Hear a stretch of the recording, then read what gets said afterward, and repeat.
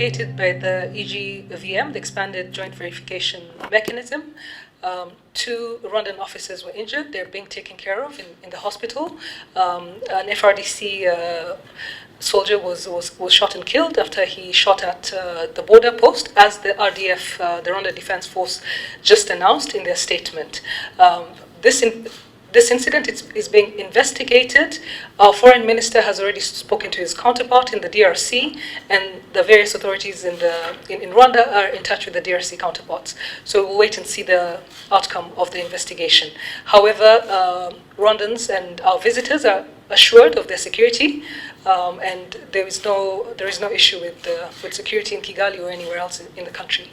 But there are other talks underway where our heads of state will meet over this problem, to try to understand the problem as it is, rather than one side understanding it one way, the other side understanding its own way, which makes the problem bigger and even more expensive for all parties to the problem.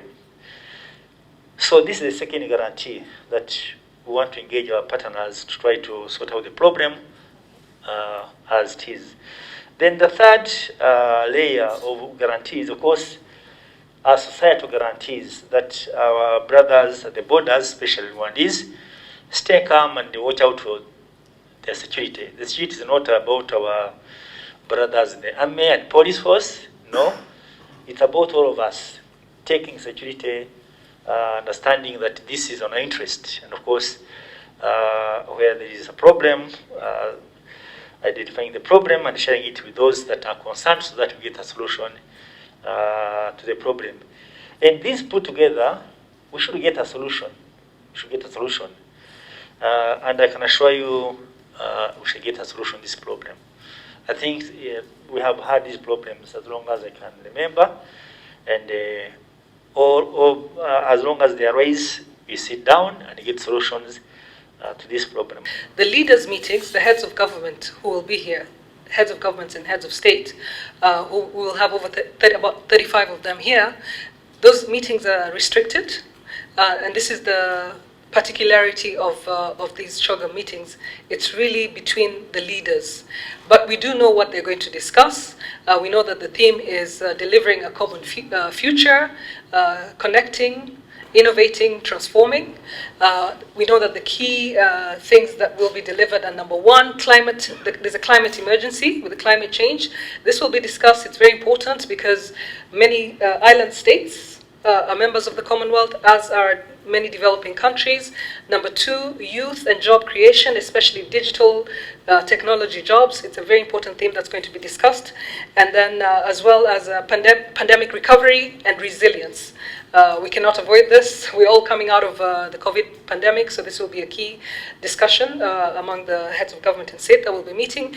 And finally, the impact of the geopolitical situation with the war in Ukraine and the impact on inflation, especially on developing countries. So these will be closed meetings between the heads of state, but these are the key things that they will be discussing. Very important to all of us as developing countries. You'll get the confirmation list of the heads of government who have confirmed as well, and so that's 35 of them, and then the rest have delegated to senior officials in government. So out of, the Commonwealth has 54 countries. So out of the 54 countries, there are 53 countries participating at high level, and the only one that's not participating, as the minister said, is Nauru, because they are in elections. The world is open, and particularly Rwanda is open for business. So the state, or the fact is that we are hosting this CHOGM. We've just hosted the ITU conference these 2 last weeks, where we had between 1,000 and 1,700 international delegates. So that's already a good sign that we are going back into the mice business, as much as we continue implementing the measures as the health sector advised to prevent but also fight that pandemic. So it's not no longer a constraint, I would say, that in the state of today, that is a big challenge in terms of opening or getting back to business in mice. But again, we are having a number of events happening this year until end of the year. Our calendar is full, and that is a good indication that the sector is again reopening. Are we reopening in the same state we were before? No. In terms of learning lessons, there are quite a number we learned. In terms of how events are organized per se, I would mention an example today. The use of technology is a good lesson that is really advanced in terms of how we move forward into the MICE industry and how we prepare those events.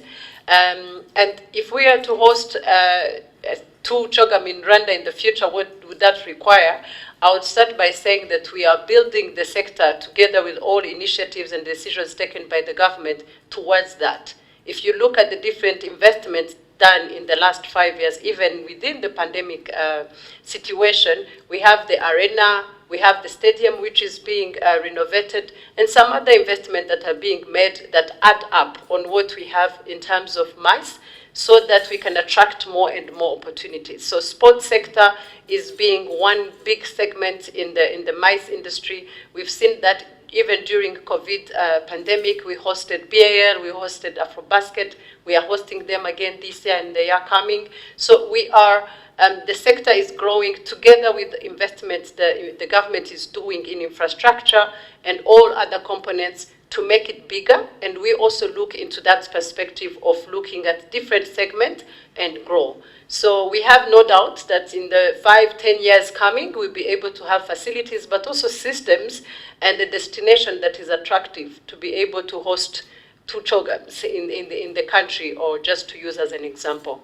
There are some direct impacts or revenues that we get as a country when you host, because when we quantify what we get from tourism, we look at it from three angles or three major variables. You have the number of people that you bring at a certain event. For this case, we are talking about more than 5,000 people coming in a country. Variable number two is the average spend per day. How much is each of those people spending per day? And then you have a third variable, which is the length of stay. So you have a meeting where some advanced parties be coming in, spend a week, after they stay during the meeting and after the meeting. So you have like some people spending 10 days. You also have those who fly in and out. And then if you combine all of these numbers and you go to the second level of the benefits that we get from what will be discussed, because as we talk about CHOGM, we have, for example, the business forum. For business forum, we're talking about business. We're talking about industry captain coming together, CEOs from venture capital companies, from private equity companies, from investment banks, discussing deals. As a country, we've been lining up quite a number of projects that we'll be announcing and signing. And in these projects, we also have a long-lasting impact in our economy. Number three, you also look at it from the perspective of Commonwealth. As Minister mentioned, this is a market of 2.5 billion people. If you look into for example, from trade point of view, the trade activities for both goods and services that countries in Commonwealth have been doing are estimated at 4.3 trillion USD. You see, like goods and services which are sold by countries in Commonwealth. So we are tapping into that market. And within Commonwealth, we also have around transactions of 700 billion happening. So as a country, when we look into the take home, when we look into the benefits, we don't necessarily look at the spending only, but also look at trade and investment activities that will be happening even after the meeting. And last but not least, during the Commonwealth Business Forum, we also have an opportunity to showcase Rwanda as a destination for investment, as a destination for tourism, and also show the world what we have. For example, we position ourselves to have Kigali's International Financial Center. Rwanda Finance Limited has been created. We have quite a lot of companies venturing in alternative investments that have already subscribed with the center. So I wanted to show the world, actually, you can have Kigali as a center for financial transactions. We have the Kigali Innovation City, which is shaping up now. We have some tenants, we have some anchor participants currently there. We're also showing the world, actually, You can come and invest in Rwanda. You can bring new ideas. You can bring proof of concepts. So we believe that while quantifying impact, while we may look into those direct benefits, it's also important to make sure that we look at these long-term benefits which benefit once we host the program. So to say that vaccination uptake for COVID is very high in Rwanda. So once you compare the coverage in the top population, about 65.5% for those who already completed 2 doses. So for the eligible group from 18 to above for booster vaccines, we have already covered 61%. So we still remain around 2.5 million people to get booster, and also they are completing the time of vaccination depending when they have been vaccinated for the second dose. Because you see, the booster vaccine is given after 3 months, so they're not completing at the same time. So there's that interval in between. So we are continuing to give them the chance to vaccine them. So we believe by end of August, we'll be reaching the WHO target of 70% total coverage. Because from July, we want to receive vaccines for children between 5 to 11. So now we're going to increase the number of people to be vaccinated by July and August. In terms of the East African force that's being put together, Rwanda is a member of the East African community, and we stand ready to play our role, any useful role in this force that is being put together.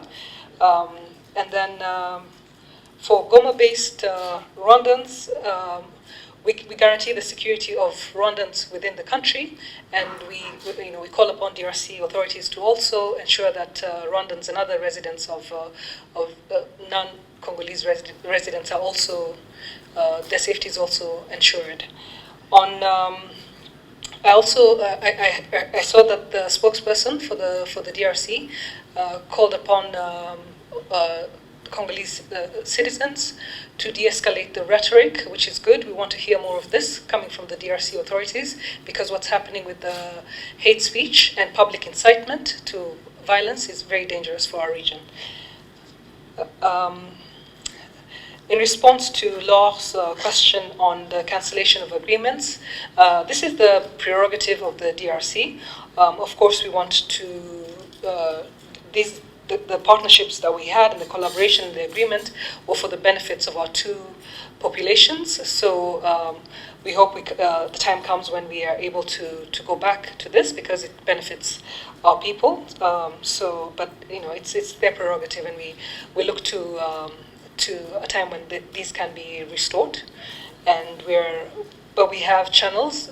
We continue to talk with our counterparts in the DRC through other channels until such a time as normal relations and these agreements are restored. Thank you.